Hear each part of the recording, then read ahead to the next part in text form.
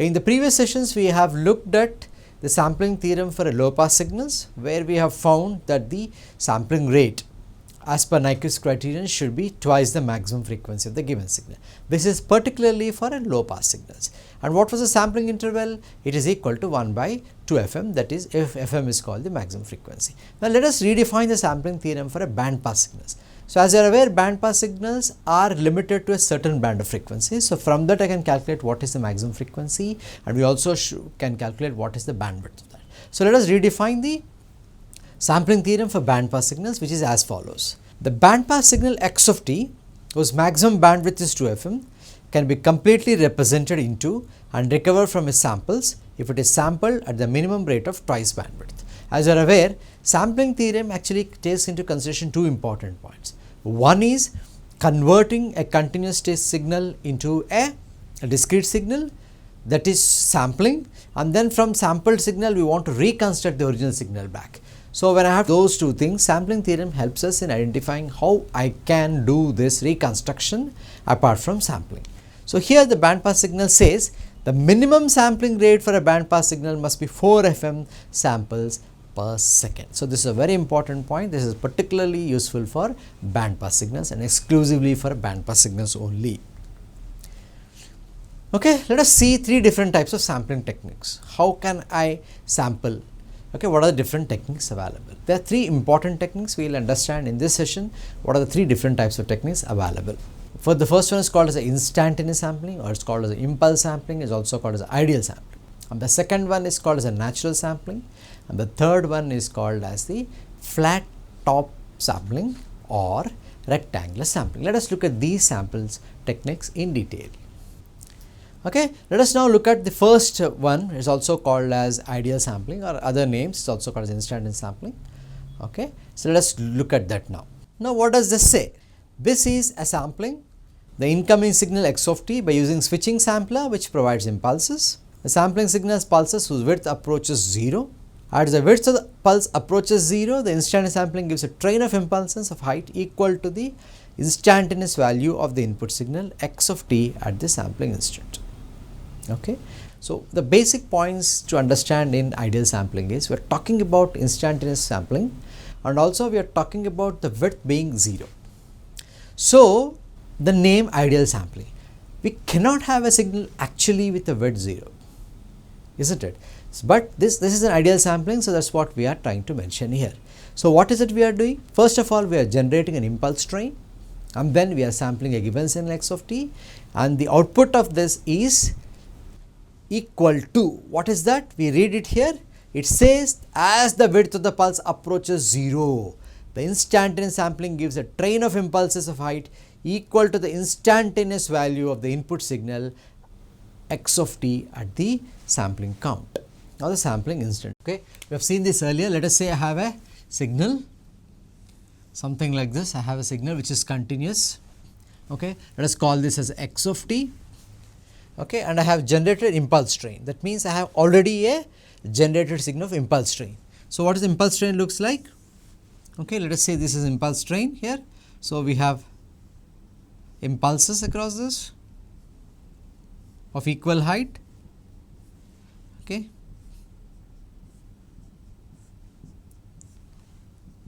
okay, so this is an impulse train. Now we have to sample this. Now if I sample, what happens? The output of these two will be equal to an again impulse of trains whose width is absolutely 0. This is approaching 0 actually. The width is, you see this is an instant, the width is approaching 0. So what will happen when they sample this signal? The heights of this will change. If you see this impulse train, the height is not changing. Now the height is being changed. What is the height equal to? It will be equal to the amplitude at which x of t is sampled. So let us see this. Now what I will do is I will put this in the form of a dot, so that I can get, okay, the shape may be a little different, but the essence you should understand here. Now let us say this sample. So this is sampling here. So I will get a sampling signal at this point. So if you look at this amplitude of this instantaneous signal amplitude of this function. What is this equal to? This amplitude is equal to this signal, that is at this point whatever is the amplitude you will get it here, isn't it? So, similarly here it will be here, here it will be here, it will be here like this, and then small values here, it is very small here, so it is going negative. Okay. So, essentially ideal sampling talks of two important things as we have mentioned here. The first point is the width of this impulse train is approaching 0. So, that is almost 0 because ideally it should be 0. So, it is almost 0. Second, the amplitude of these signals is equal to x of t. So, these two are satisfied. This is how an ideal sampling or instantaneous sampling is generated. Now, let us look at the second type of sampling. It is called as the flat sampling. This is the simplest and the most practical sampling method. Uses what is called as a sample and hold circuit, famously known as S and H circuit.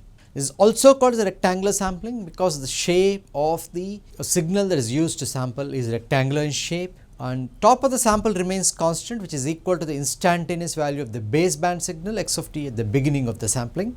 The duration of width of each sample is tau, and the sampling rate is fs is 1 by ts. Okay. So, if you see the differences between the earlier type of sampling and this type of sampling, here the sampled signal earlier was a instantaneously train of impulses, isn't it? Earlier the sampling is done by a stream of delta functions called as the Dirac comb. They are all train of impulses, isn't it? Now, what we have is here we are assuming earlier the width is approaching 0, but here the width is not approaching 0. So, it is called as a rectangular pulse. So, this generates what is called as a flat samples.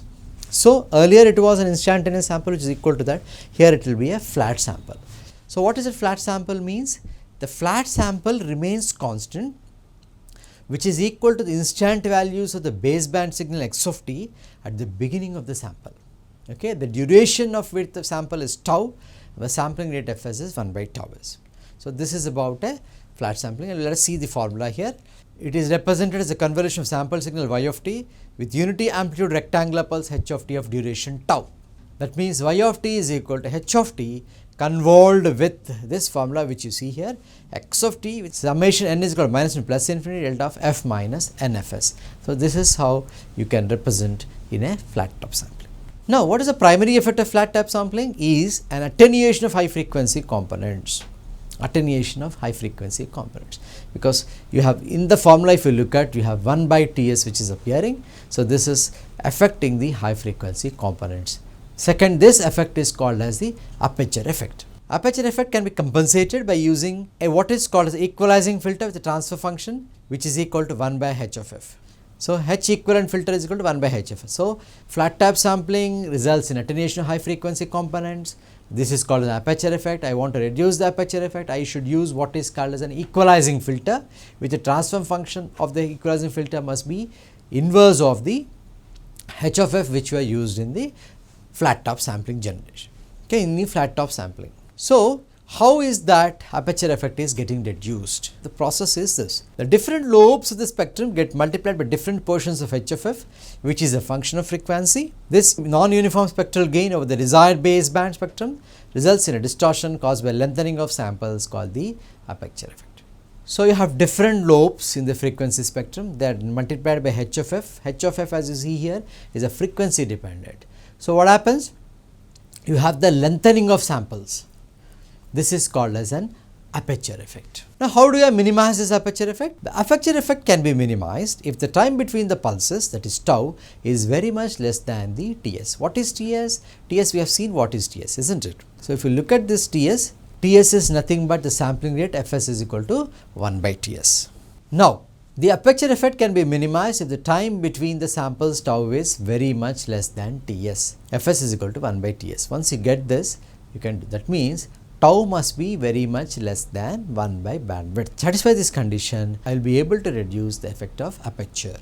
In flat top and the next one which you are going to see, natural sampling, the width of the pulse is increased to the maximum to reduce transmission bandwidth. This is a very important phenomenon which all of you should remember. In flat top and natural sampling, the width of the pulse is increased to maximum to reduce the transmission bandwidth. So, once I reduce the transmission bandwidth, my aperture effect is reduced. Let us look at the third type of sampling called as a natural sampling. So, what is natural sampling? This type of sampling is accomplished by multiplying the band limited signal x of t with a pulse train c of t. This provides samples which are short but not of virtual size duration. They have amplitude which briefly follow the signal. This sampling is called as natural because the profile of each sample retains the shape of the analog segment during the pulse interval. So, here natural sampling, what is it I am doing? Here what is that we are doing in natural sampling? This is accomplished, or we are able to do natural sampling by multiplying the band limited signal x of t with a pulse train c of t. Okay. Here what happens, I will show it on the board, the natural sampling and also the flat top sampling. Let us see this. Let us say I have this is my x of t, let us say this is my x of t. So, in flat top sampling what happens is,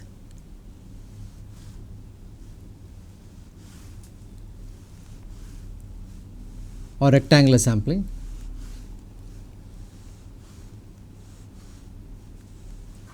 okay. So, this is what you are going to get.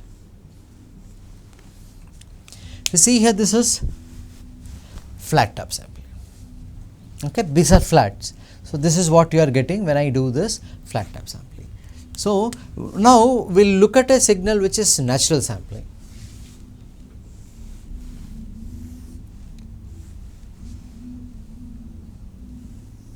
Let us see, this is our signal for natural sampling. So, when I naturally sample this, what I will have is here if you see, natural sampling will follow the analog signal here. So, it is following this analog signal here. So, whereas here it is leveled off, whereas this is following. So, here if I sample, if I take a sample here, it will be this much. So, this is nothing but natural sampling. Okay. So, this is what you get.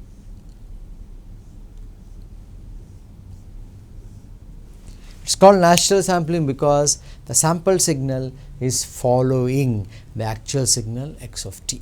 So, this is a natural sampling for you, and this is flat top sampling. So, look at these two, you can understand the difference between these two types of samplings. For natural sampling of a band limited signal x of t, the signal is sampled at regular intervals at the rate of 2 FM.